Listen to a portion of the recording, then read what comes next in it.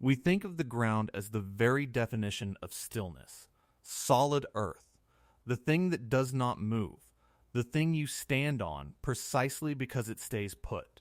When we want a word for permanence, for reliability, we reach for the ground itself, bedrock, solid as rock.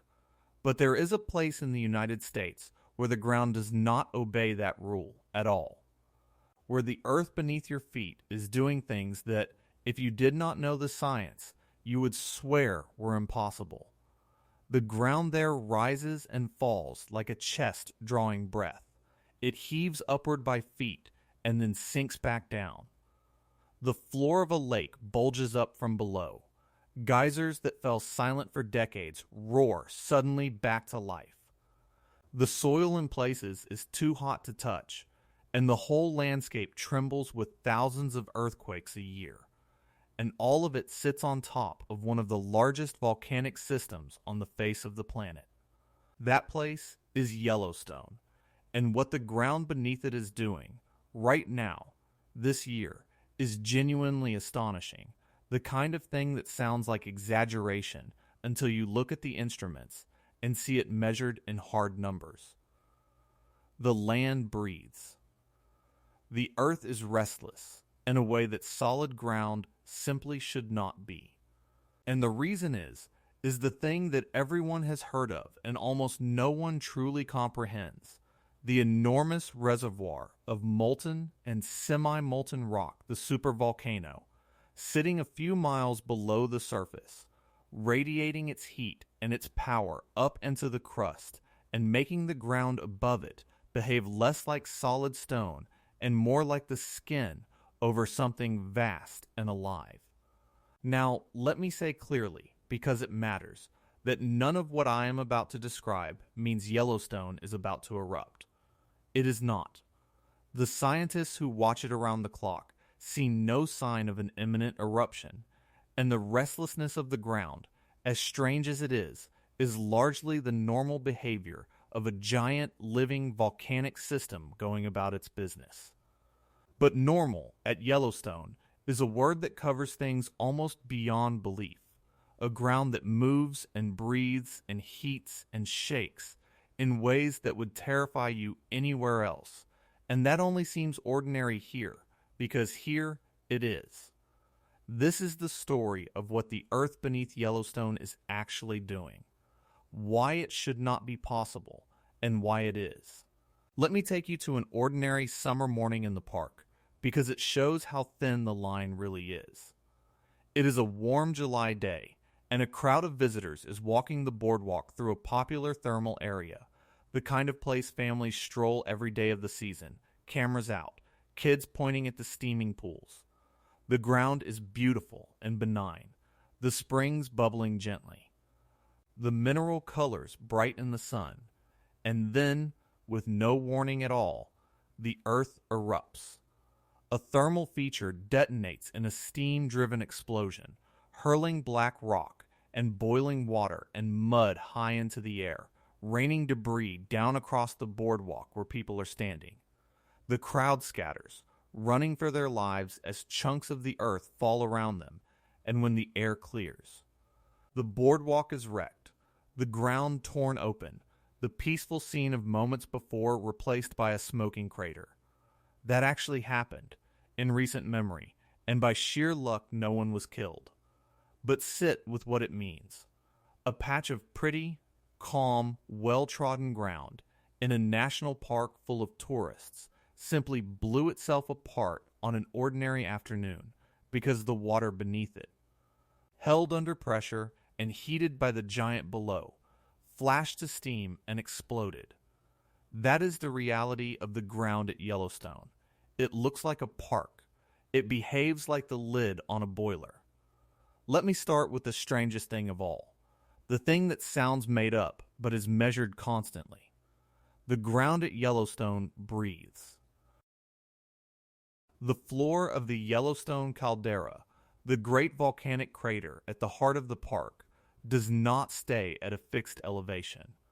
It rises and it falls over months and years in a slow, vast, rhythmic motion that scientists track with GPS instruments and satellites precise enough to measure movements of a fraction of an inch.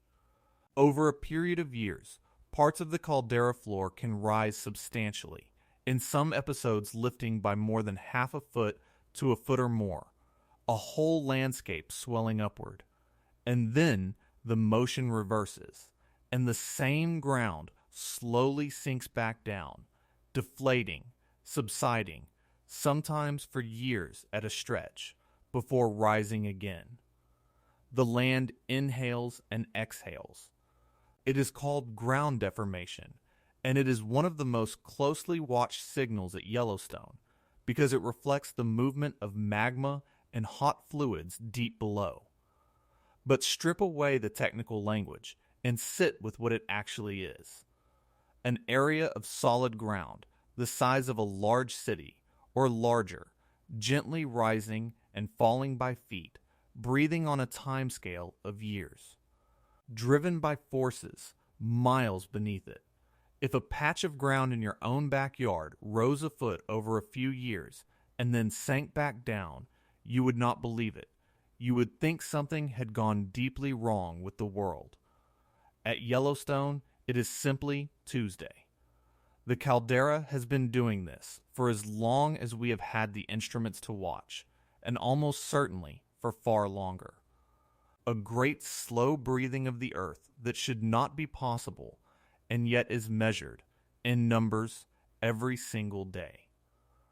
And the only reason we know any of this, the only reason the breathing of the ground is a measured fact rather than a wild claim, is that Yellowstone is watched more closely than almost any volcano on the planet.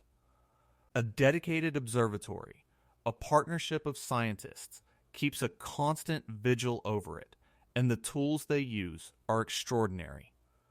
There are GPS stations planted across the park that can detect the ground moving by fractions of an inch, feeding back a continuous record of the rise and fall. There are satellites that bounce radar off the surface from space and, by comparing images over time, can map the swelling and sinking of the entire caldera in stunning detail, painting a picture of the whole landscape breathing. There are dense networks of seismometers that register every tiny earthquake, thousands upon thousands of them, building a moment-by-moment map of the crust cracking and shifting below.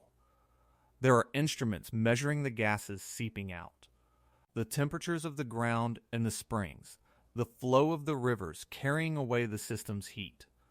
All of it streams back continuously, so that the restless, impossible behavior of the ground is not a mystery or a rumor, but one of the most thoroughly documented natural phenomena on Earth. This is important because it is also the reason we can be confident it is not about to erupt. You cannot hide the awakening of a giant this well instrumented. If the magma below ever truly began to move toward the surface in a serious way, these instruments would see it coming, in the deformation, the quakes, the gases, likely for a long time in advance. The same watchfulness that reveals how astonishingly restless the ground is also stands guard, ready to tell us if that restlessness ever becomes something more. To understand why the ground behaves this way, you have to understand the almost incomprehensible thing that lies beneath it.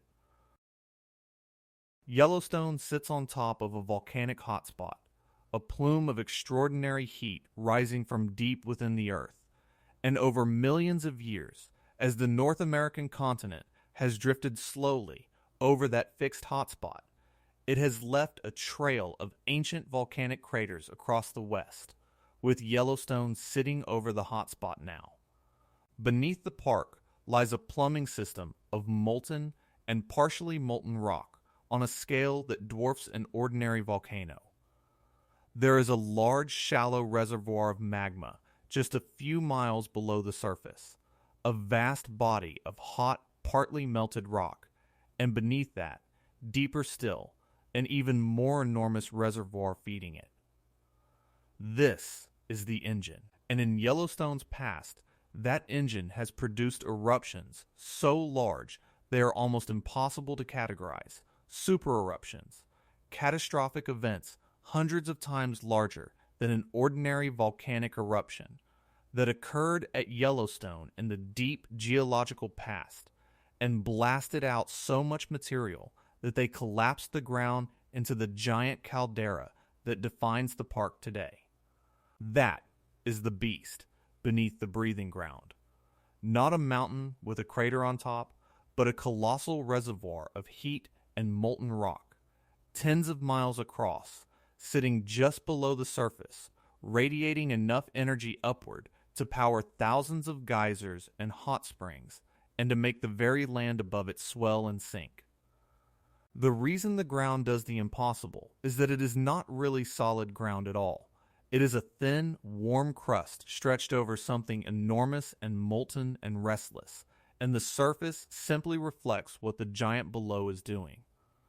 And there is a deep time dimension to this that makes it even more staggering, because the hotspot has left a trail, and Yellowstone is only its current address. The plume of heat feeding Yellowstone is more or less fixed in place deep within the earth, but the North American continent is not. It is slowly drifting over that hotspot a few centimeters a year, the way a sheet of paper might be dragged slowly across a candle flame. And as it has drifted, the hotspot has burned a track across the landscape. A chain of ancient volcanic centers stretching back across the west, each one the site where Yellowstone's fire once sat before the continent carried it onward. You can trace that path today across the plains to the southwest, a line of old worn-down calderas and volcanic country marking where the giant used to be millions of years ago, before the land moved and brought the present sight over the flame. What that means is chilling in its own quiet way. Yellowstone is not a permanent, one-of-a-kind feature.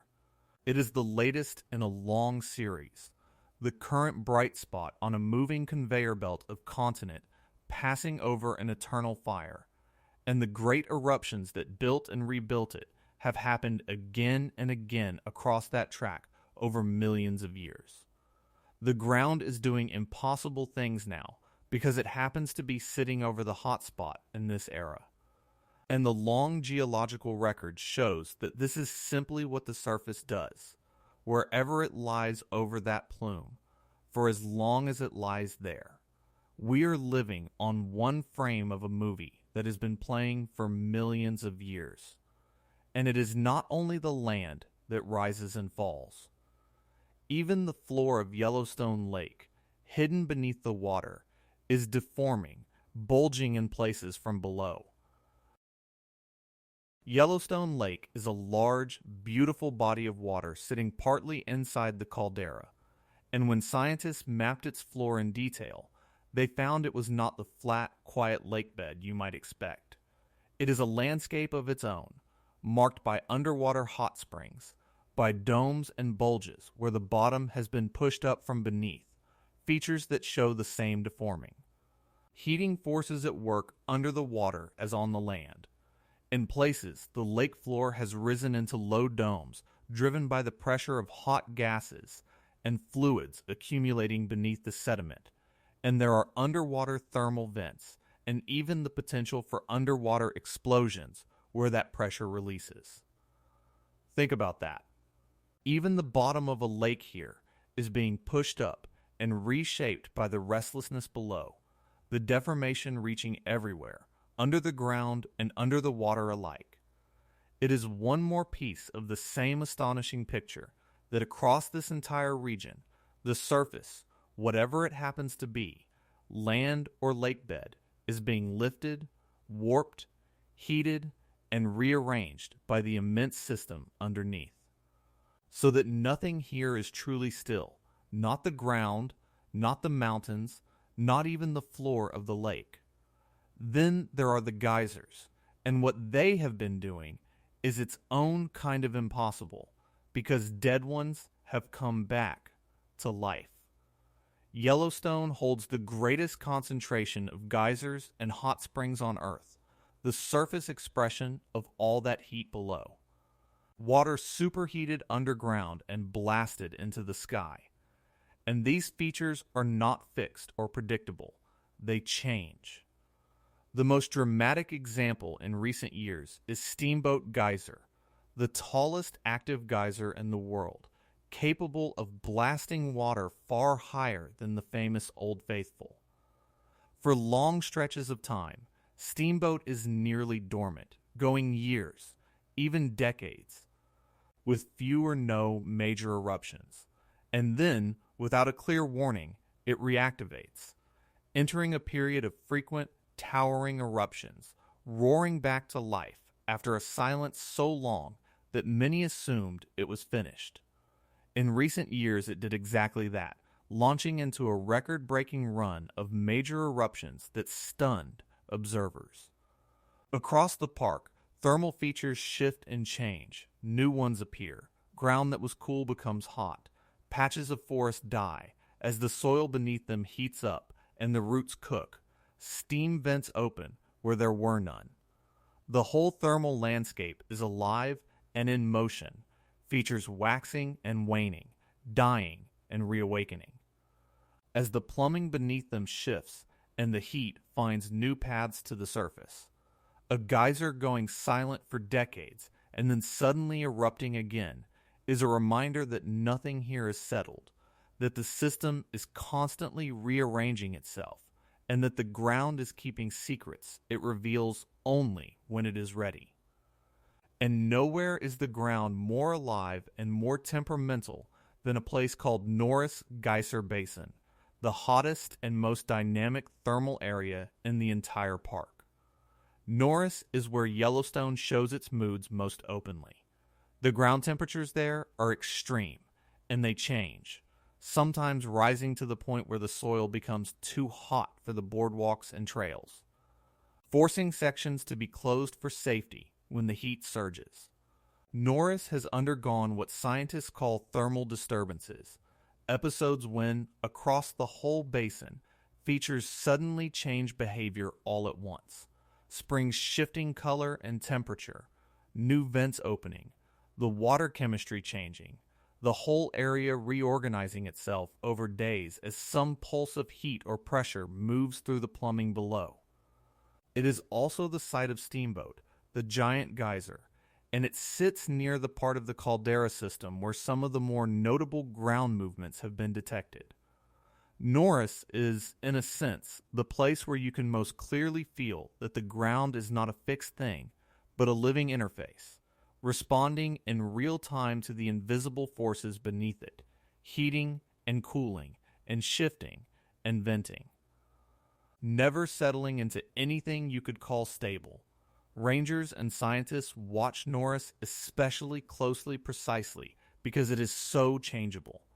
A place where the restlessness of the whole system comes closest to the surface, and where the ground most openly refuses to behave the way ground is supposed to. And sometimes, the ground does not just heat or swell, it explodes. Suddenly, and without warning, in what is called a hydrothermal explosion. These are not volcanic eruptions of molten rock. They are steam-driven blasts, and they happen when underground water, held under pressure and heated by the volcanic system, suddenly flashes to steam and detonates, blowing rock, mud, and boiling water violently into the air. Yellowstone's past is dotted with the craters of large hydrothermal explosions, and small ones still happen, sometimes with essentially no warning at all.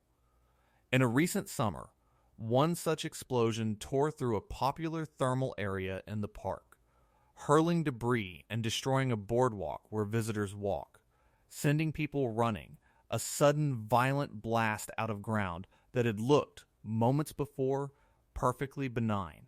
No one was killed. But it was a stark reminder that even setting aside the giant magma system, the shallow hydrothermal plumbing of Yellowstone is itself dangerous and unpredictable, capable of exploding out of calm ground on an ordinary day. It is one more way the Earth here refuses to behave the way ground is supposed to, One more thing that should not be possible: a patch of pretty, steaming landscape that can, without warning, blow itself apart. And underlying all of it, constantly, is the shaking, because the ground at Yellowstone trembles with an endless procession of earthquakes. Yellowstone is one of the most seismically active places in the region, and it experiences a steady stream of earthquakes, typically thousands of them, every single year.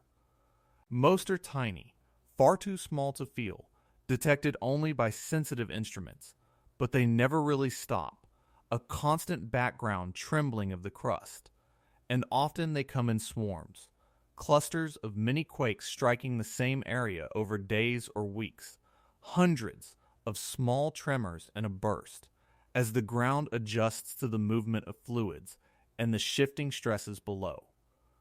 This constant seismicity is another expression of the restlessness, the crust cracking and settling and adjusting endlessly above the moving heat and fluids beneath it. Anywhere else, a swarm of hundreds of earthquakes would be alarming, front-page news. At Yellowstone, it is routine, part of the normal breathing and grumbling of a living system, the ground quite literally never holding still, shivering constantly with the energy of what lies beneath it. The earth here does not rest. It rises, it falls, it heats, it explodes, and it shakes, all at once, all the time, in a place we have designated a national park and fill with tourists every summer, most of whom never realize they are standing on the restless skin of a giant. So here is the crucial question, the one that decides whether all of this is a wonder or a terror. If the ground is doing all these impossible things, does it mean the supervolcano is about to erupt? And the honest, important answer is no. The restlessness of Yellowstone, as astonishing as it is the normal behavior of a large, active caldera system. And it does not mean an eruption is coming anytime soon. The breathing of the ground, the swarms of earthquakes, the shifting geysers, all of it is driven mostly by the movement of water and gas and heat through the system, and by relatively modest movements of magma, not by a great body of molten rock rising toward the surface to erupt. Scientists monitor Yellowstone more closely than almost any volcano on Earth, with a dense network of instruments watching the ground, the quakes, the gases, and the temperatures around the clock, and they see no sign of the kind of massive, sustained changes that would precede a great eruption. The odds of a supereruption in any given year are extraordinarily small, so small that it is not something worth losing sleep over.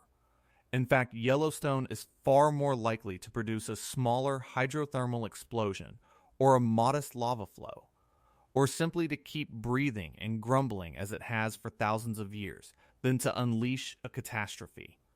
So, the impossible things the ground is doing are not a countdown.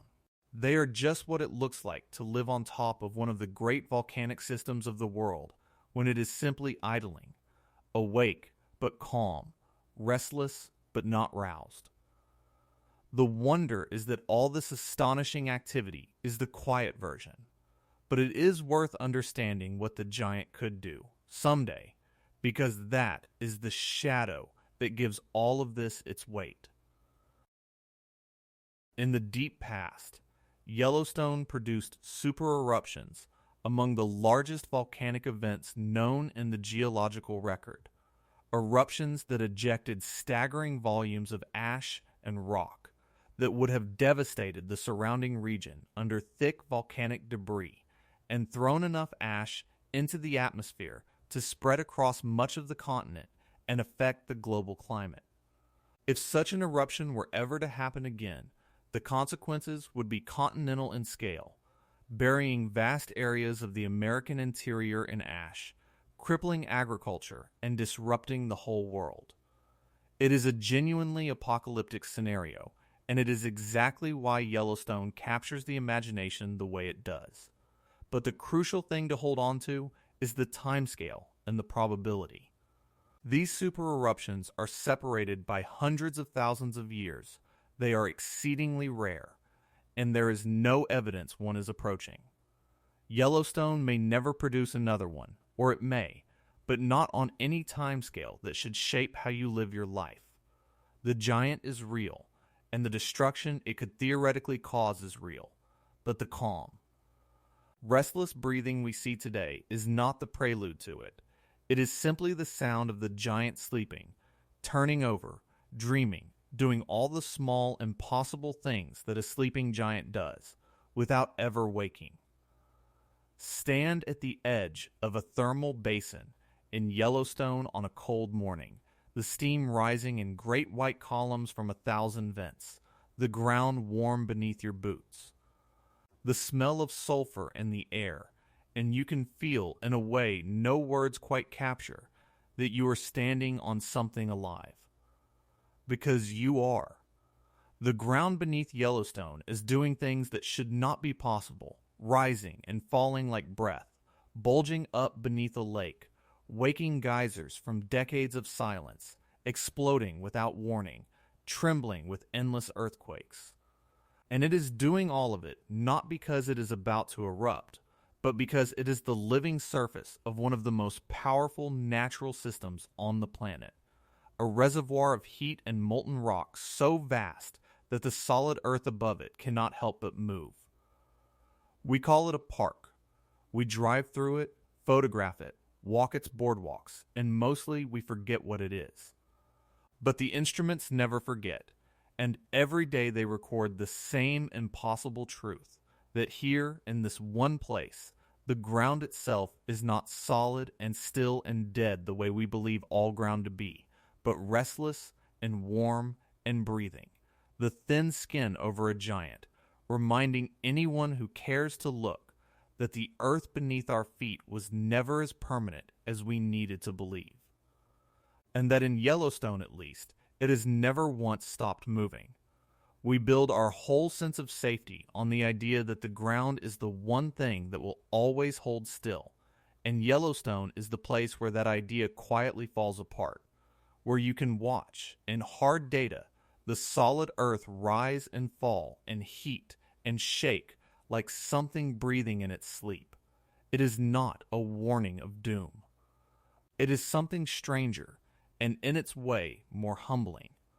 A window into the truth that the ground has always been alive, everywhere, driven by forces vastly older and larger than us, and that in most places it simply hides it better. At Yellowstone, the earth stops pretending, and what it is doing, right now, tonight, under the snow and the steam and the sleeping tourists, should not be possible. Except that it is, and it always has been, and it always will be, for as long as the fire beneath keeps burning.